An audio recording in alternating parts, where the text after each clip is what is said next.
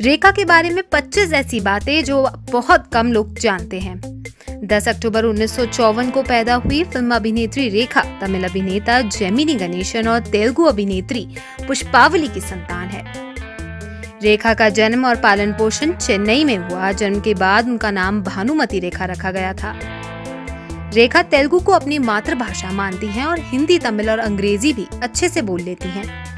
रेखा के जन्म के समय उनके माता पिता की शादी नहीं हुई थी और उनके पिता ने उनके बचपन में उन्हें अपनी संतान के रूप में स्वीकार नहीं किया था। रेखा के अभिनय में कोई रुचि नहीं थी, परंतु बिगड़े हुए आर्थिक हालातों के चलते उन्हें स्कूल छोड़कर एक्टिंग करनी पड़ी।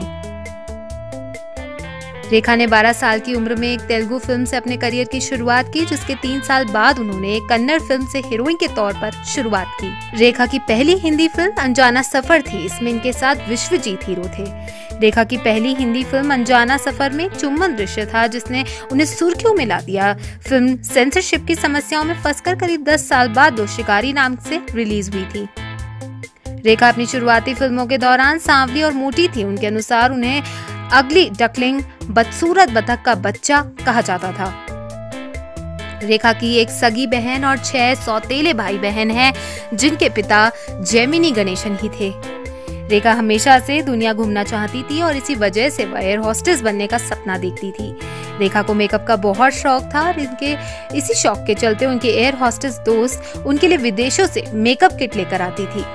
कॉन्वेंट स्कूल में आयरिश ननों से शिक्षा प्राप्त करने के दौरान रेखा नन बनना चाहती थी।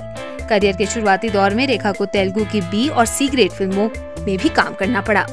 रेखा ने उद्योगपति मुकेश अग्रवाल से शादी की थी। शादी के कुछ महीनों बाद ही मुकेश ने आत्महत्या कर ली थी।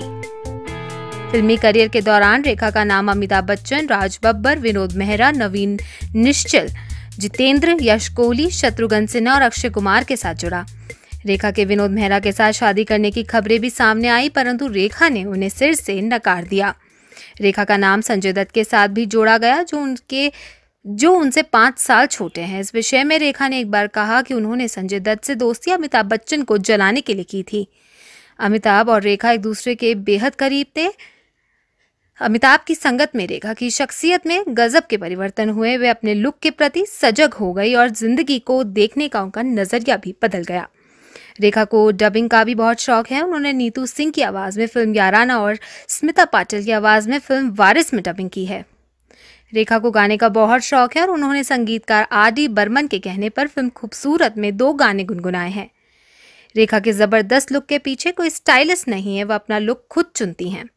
रेखा समय की बहुत पाबंद है और सभी जगह नियत समय पर पहुंचती हैं।